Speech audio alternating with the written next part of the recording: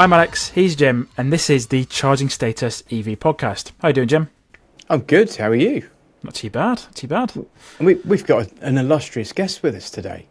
We've got Mr. David Allison from MG. David, you are, correct me if I'm wrong, which I'm sure I am, Head of Product and Planning. Is that correct? 100% correct, yes. There we go. One out of Nice. one. And what does that entail?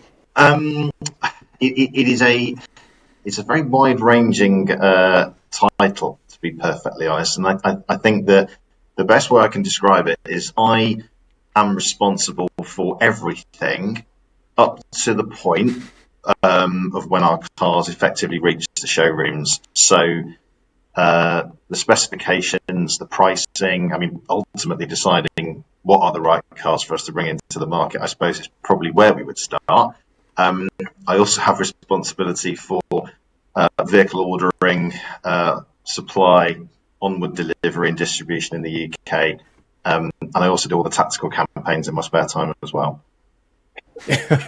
Which you've got bags of that, Yeah, I know. absolutely. So, and a little dicky bird tells me you're also a fan of grassroots football.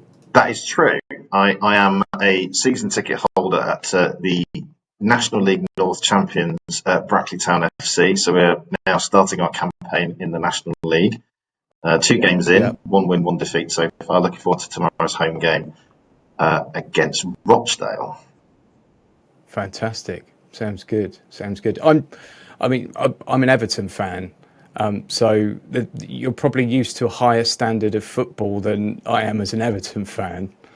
But it must be nice to see the game without the kind of negative trappings of cash and actually just people enjoying football. Yeah, I think whatever level of football you follow, there's always an element of how much of an impact finances actually make, and it's no different. It's no different in the non-league, but it's certainly for me a much more enjoyable way of enjoying football.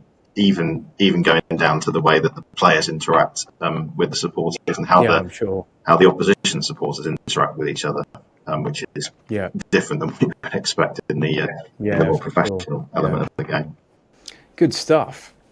So I think, like you're talking about the cars that have come to UK, I've just had the S5 in for review in the last sort of week, 10 days. And one of the things that struck me about that is it seems fairly well suited to UK roads. And we've got physical controls again, which is something that all of us boring car reviewers bleat on about all the time, is that we've gone too screen based with everything. And it feels like, people have been listening. And it is part of your role to kind of essentially kind of lobby MG over in China to make some adjustments for UK, or are those kind of adjustments done here, or is it just a happy accident that we've got cars that feel like they're fairly well suited to our roads? It's very much the former. I think the first point I would make is that MG is now sold. It's probably over 115 countries around the world now. I mean, the brand is far bigger and far more successful than it's ever been in its 101-year history now. But the UK is the biggest global export market for MG. It's the second biggest market overall behind China, but the China market is 24 million cars, so it's fairly large. And because it is the spiritual home of the brand, we do have quite a lot of influence in what goes on. That's helped by the fact that we have the design studio here in the UK, which is upstairs. It's the floor above from where I'm sat in our head office in London. And then we still have a engineering facility at Longbridge, and those guys do an incredible amount of work honing the vehicles to ensure that they are more suited, if you like, to UK and European roads, which are very, very different than what we see in China. But the point you make about physical controls is very much as a direct feedback following previous cars that we've introduced. So with the MGS5, we felt that we perhaps have gone a little bit too screen heavy on some of the previous cars that we launched. We obviously read lots and lots of reviews, not just on our own cars, but other competitors' cars as well. And we felt that it would be appropriate to look at, I suppose, going back a step in some ways. So there are physical controls for the audio, physical controls for the HVAC, and it makes an enormous amount of difference. And those are things that we'll see more of on cars in the future. And just take a little step back. Like all three of us, well, me and Jim, we're massively into cars because we review cars on a daily basis, a weekly basis, and that sort of thing. What's kind of your background? How did you sort of get into working for MG in the UK? Be quite interested to hear about that. Well, I've only ever worked in the motor industry. So on September the 1st, which is just over a week away, it'll be my 2025. So it'll be 26 years to the day since I started in the motor industry. I've always been into cars. My dad was in the motor industry in cars and then in trucks for all of his career, so it was the only thing I was ever really going to do. But my roles, I've kind of had opportunities on both sides of the fence. So I started off in retail, so I started off working in dealerships. So my very, very first job in a dealership was answering phones in the service department and doing service bookings, and did lots and lots of roles, mainly in showrooms, selling cars, which I think if anyone is ever going to work in this industry, you cannot really have a better experience than doing it at the sharp end, so to speak. But latterly, more involved in the OEM side of things, the manufacturing side of things. So prior to coming into MG, which again it's nearly my 5th year anniversary, so I started in September 2020. Previous to that, I was at 10 years at Hyundai, where I did various roles across planning, across product, and head of sales operations as well. So really, I suppose my roles here at MG are almost a combination of three of my major jobs that I did at Hyundai. But yeah, entirely motor trade based.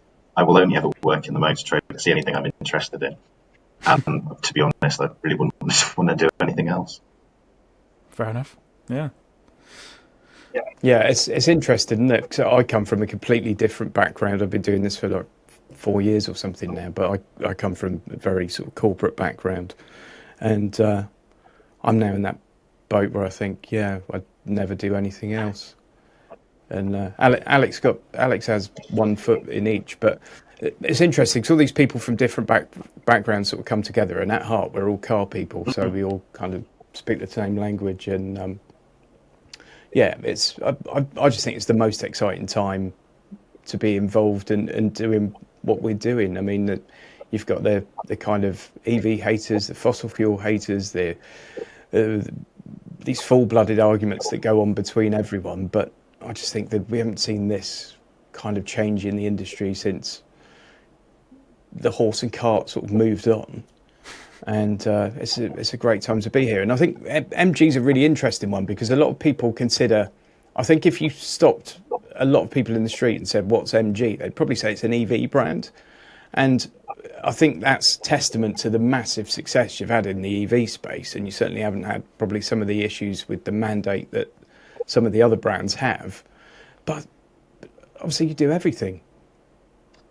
Yeah, I think you're right. I think we probably re-established ourselves more with the advent of EVs, because MG, once it had been acquired by Cyber Motor and started selling cars again in the UK, it didn't really do anything for probably a dozen years or so, until until the first generation ZS EV came out in 2019, and that's when EVs were really kind of starting to wake up. The market share of an EV in 2019 was still probably only 1 or 2%. It was microscopic, and at that point, there really wasn't an awful lot out there that was affordable. It was very much the domain of the early adopters, the ones that had significant amounts of money, the ability to charge at home, and all that kind of good stuff. But ZS EV came along at a point where EV car grants were A, there, and B, quite generous. And it meant that people that wanted something could actually afford it. So that was probably the car from an EV point of view that I suppose made people wake up to the fact that MG was here, and it actually had a credible product to offer. And I think, again, up to that point, it probably didn't across any individual powertrain. And then it started to gather momentum more with the MG5, which was one of the very few, and still one of the very few EV estate cars that was available. The second generation ZS EV that came along, but the thing that really changed it was, of course, MG4, which came out in 2022, towards the end of 2022, in fact, almost exactly 3 years ago. And we're now looking at probably 46,000 cars on the roads later. It's been an absolutely phenomenal success story in this market, and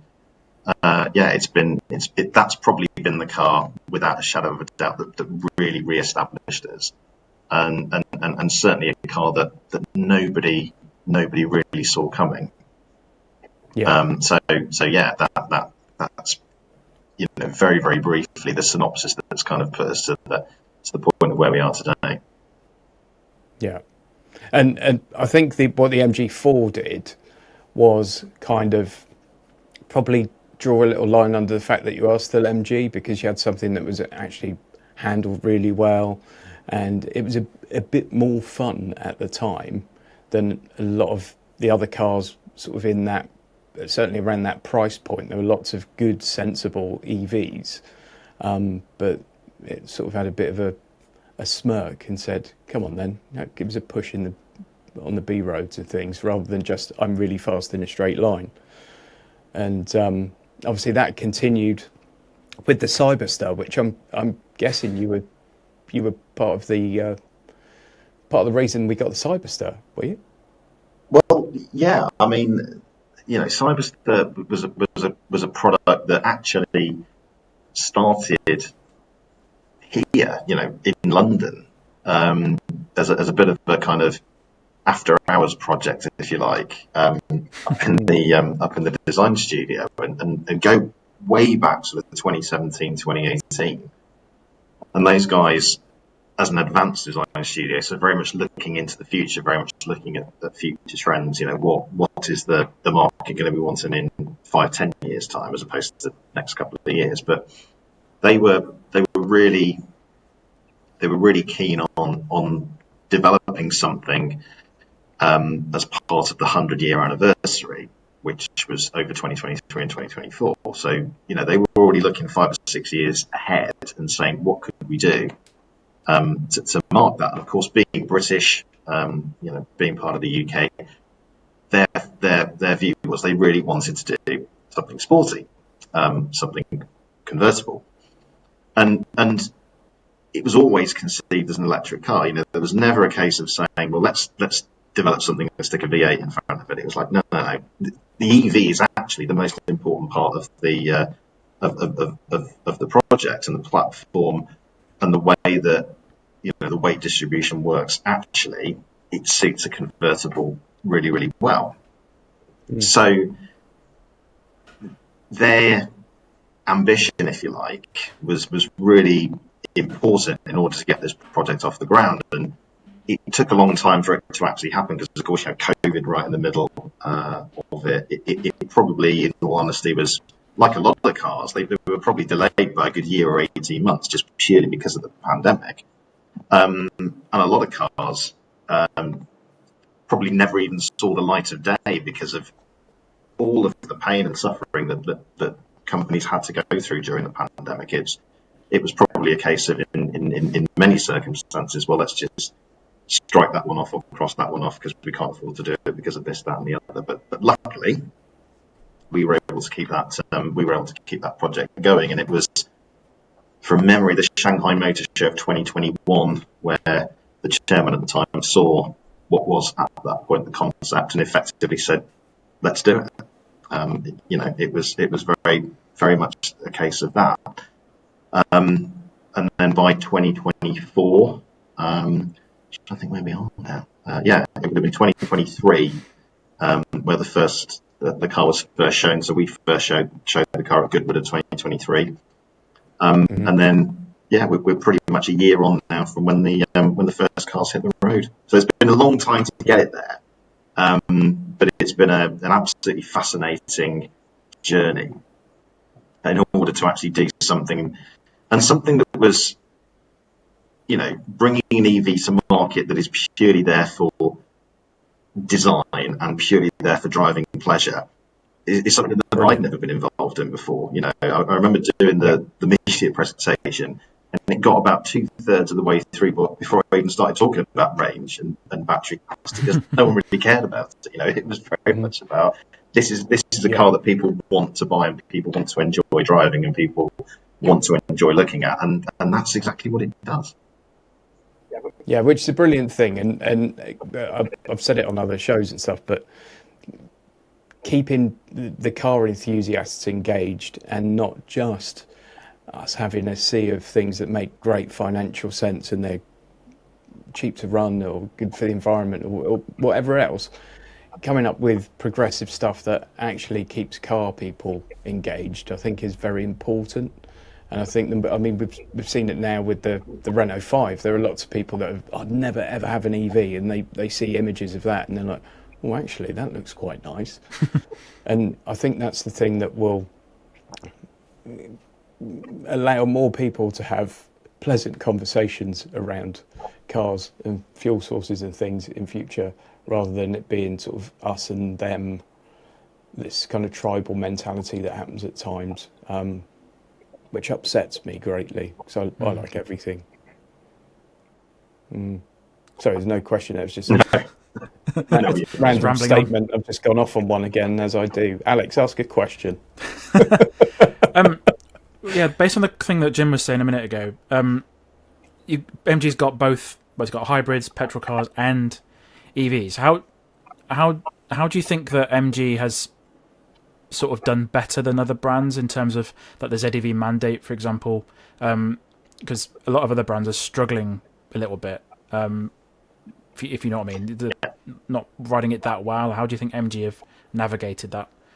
Do you know what? It's actually quite interesting, because we've actually started to reduce the proportion of EVs that we've been selling as an overall mix of the cars that we have been selling, purely because we've grown so much. So if you looked at the last year before the ZEV mandate came in, our EV mix was 39%, but it was only 27% last year. And again, it's because we've actually got quite a broad church of powertrains that we offer. So it's not just combustion engine; it's hybrid, it's plug-in hybrid, and of course full EV as well. And that's probably been one of the reasons why we have enjoyed a lot of volume success over the last 3 or 4 years. It's because we do offer everything. It's because we're not necessarily pigeonholed, for want of a better word, in one particular powertrain, whether or not it's just purely combustion engine or whether or not it's just purely electric. But of course, the other thing that sometimes does get missed as far as the ZEV mandate is concerned is that there's lots of nuances to it. So you don't necessarily have to achieve the actual threshold of electric car volume if you demonstrate a considerable improvement in terms of your overall CO2 averages. And that's really important for us, because one of the things that we did do, and one of the decisions that I was directly involved in, and we took probably 2 or 3 years ago now, was to jump directly from combustion engine to hybrid and kind of miss out the mild hybrid bit in the middle. And that's been really, really important. So if you look at some of the cars that we were selling even last year and the cars that we're selling today, the difference in terms of their CO2 performance is huge. And that's really helps us in terms of hitting our ZEV mandate targets without necessarily having to get to the actual individual thresholds. But because our MG3 hybrid, because our ZS hybrid, because our HS hybrid and our HS plug-in hybrid are miles better than their predecessors, because we've gone from combustion engine to hybrid, it means that we don't necessarily have to achieve, of course that's what we're aiming to do, but we don't necessarily have to achieve the actual ZEV target in order to remain compliant. And like I said, I think it's one of the things that does get a little bit missed because people are very, very focused on the industry must be at 24% last year, it must be at 28% this year, it must be at 33% next year. Actually, that's not the case. If you can demonstrate, or if you're in the position like we are, to be able to demonstrate a considerable CO2 improvement based on your 2021 fleet average. Yeah. Can I? I've got a bone to pick, basically, but it does lead on to a question. I really liked the MG5, Okay, and it was the only affordable EV estate car, pretty much, and you can't get one anymore. Has that ship sailed? Does nobody buy estate cars anymore? And the second part to this is at Geneva last year, where we saw some IM cars, and we'll talk about IM in a sec. We also had the MG7 and the MG9, which I thought were pretty fab. But, you know, big saloon cars, again, are we just not buying them in the UK? Because everyone's giving us SUVs and very few are giving us alternatives. Yeah. I think that there's all this talk, isn't there, about, you know, people don't want to buy manual cars anymore, or people don't want to buy convertibles anymore, which to some extent is true, but to a large extent isn't, because not many people make manual cars anymore, and very, very few manufacturers actually make convertibles anymore. So ultimately, I suppose what people can choose is ultimately dictated by what's on offer. And because so much of the combustion engine space is now directed towards hybrids, for all the reasons I was talking about just now, from a CO2 point of view, then they are automatic transmissions. They can't be manual transmissions by definition. And lots of segments have just kind of disappeared. If you think about how many convertibles you were able to get sort of 15, 20 years ago, when we went through that period where sort of hard top convertibles, so Peugeot 308 cc's and Focus cc's and stuff like that, they just don't exist anymore, do they? Why that is, I actually have no idea. But going back to the estate car thing, I think when it was decided, and this was before my time to be fair, that something like an MG5 could work in this market, it was again because there was so little of anything that you could buy in that EV space that was affordable. And within the vast sort of pantheon of Site's product portfolio, it was a case of, right, this car could actually work. You know, you go to China, they're absolutely everywhere, those types of cars, and they do a combustion engine version as well. And I think that when we were selling it and selling it really successfully, our view was, do you know what? Maybe there is room in the market for a estate electric car, which was fine until MG4 came out. And when MG4 came out, and it was more efficient, it was cheaper, it was much better to drive. Not that the MG5 wasn't good to drive, it was absolutely fine. To some extent, people stopped buying it because it really was more about affordability than the fact that it was an estate car. Okay. that's really what it came down to.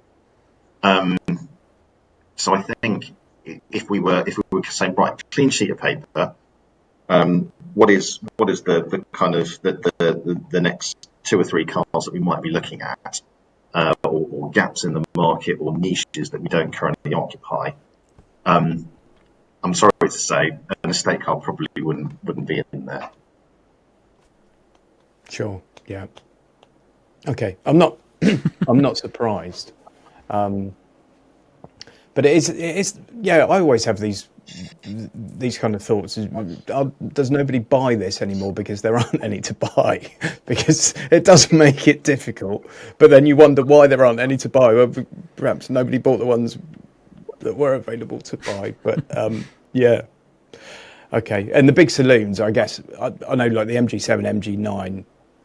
Are probably purely for Chinese market, I guess.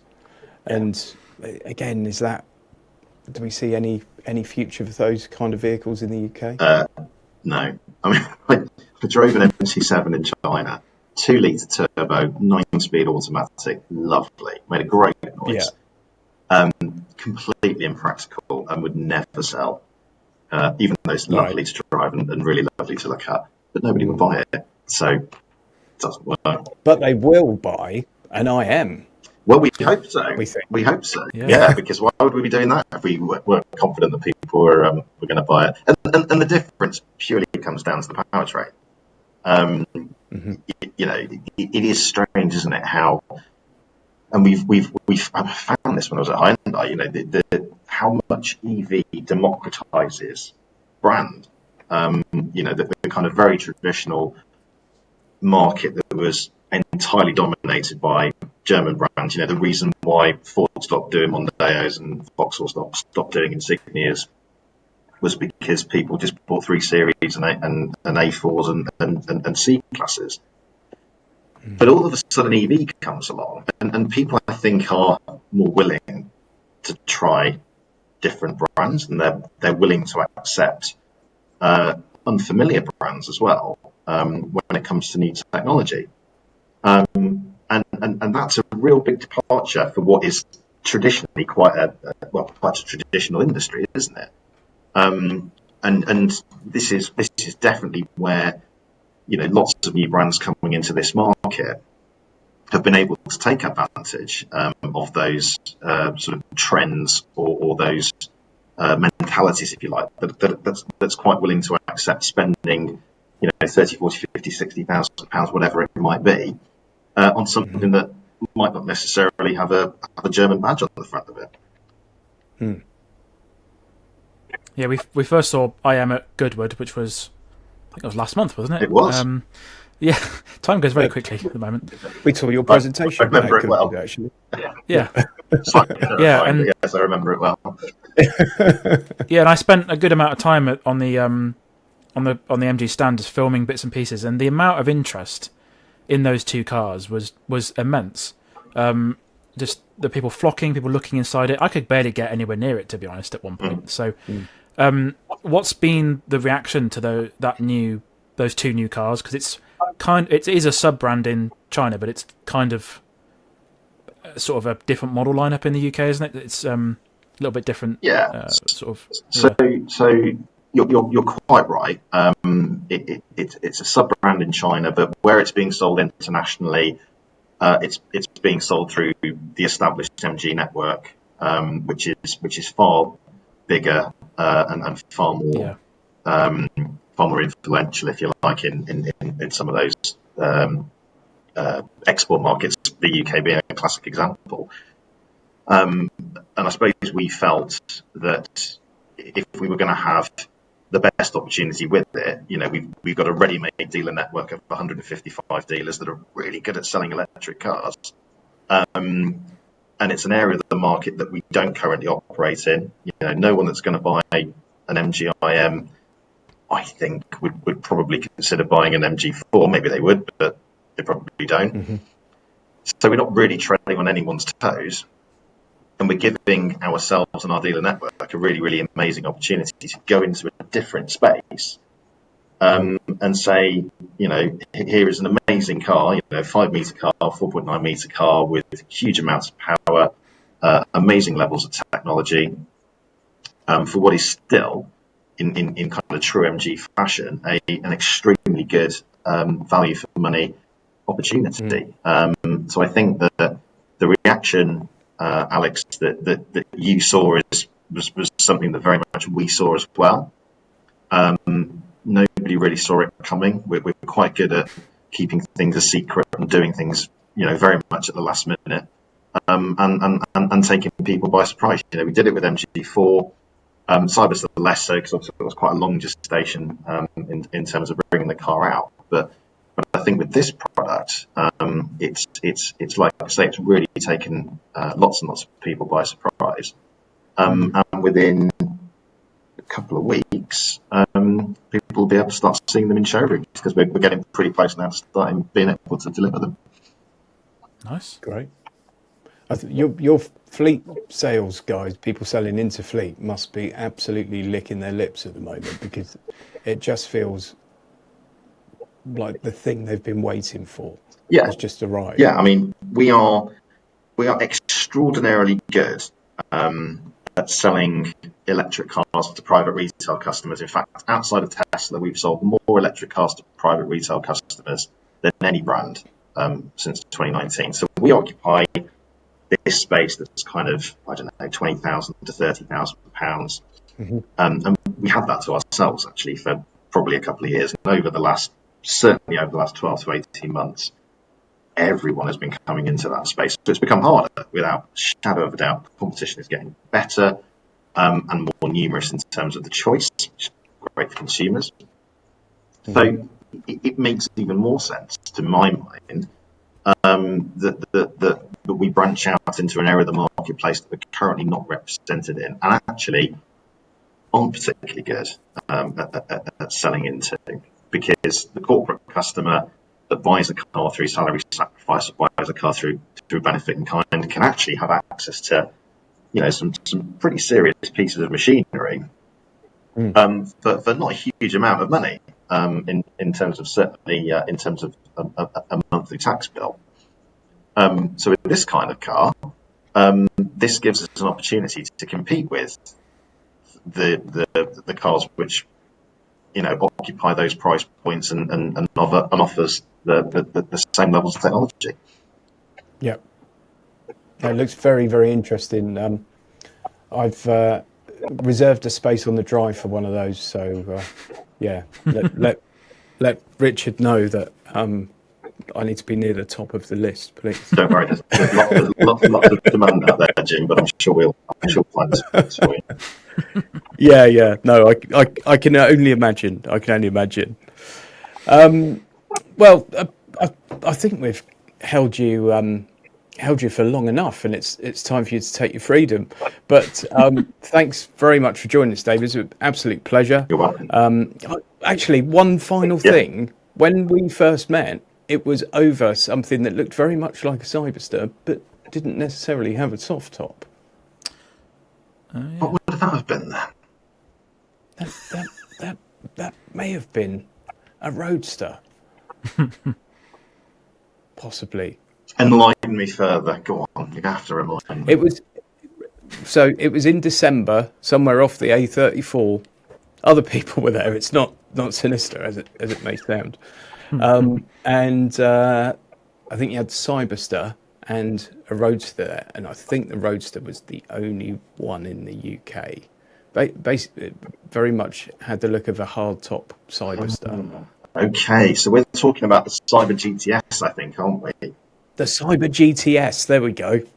Yes, so that is something that we showed at last year's Goodwood, and it's actually downstairs. It's in the showroom in our London head office, alongside the other car that we had at Goodwood last year, which was the EXE181, which was the homage to the land speed record cars of the 1950s that were driven by Phil Hill and Sterling Moss. But yes, they are pretty spectacular looking, and certainly the Cyber GTS was a car that captured lots of people's imagination when we showed it last year. I think your question to me is probably going to be along the lines of if and when, or more like when. I wouldn't be so bold, but now you mention it, you'll forgive me. My official corporate answer is officially it's still a concept. Yeah. And my electric or petrol head, or whichever way you want to look at it, says, would I love to do it? Absolutely. I think it would be a fantastic addition to the range. If you look back in the history, the original MGB came out as a roadster to start off with, and then it was joined by the hatchback or the coupe, if you like, whichever way it is you want to look at it. Those types of cars, it's always the hardtop that outsells the convertible for practicality reasons, if nothing else. And I think it would be great. I think it would work really, really well. But at the moment, still waiting for the final confirmation as to when we do it or if we do it. Yeah. No, it was a great looking thing, and it's always kind of stuck in my mind. So, yeah, I'd be very interested to see one of those on the road. Right, we are going to wrap it up this time. Alex, take us out. Yeah, thank you so much for your time, David. It's been really, really good to chat to you, learn about your history and what MG are doing as well, and obviously the IM stuff that's coming pretty soon.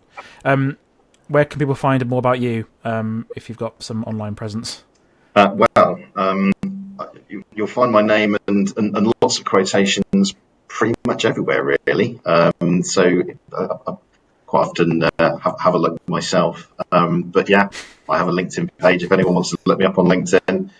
But in the most recent editions of your popular automotive publications, you'll find many quotes from me or interviews and stuff like that. So I'm out there somewhere.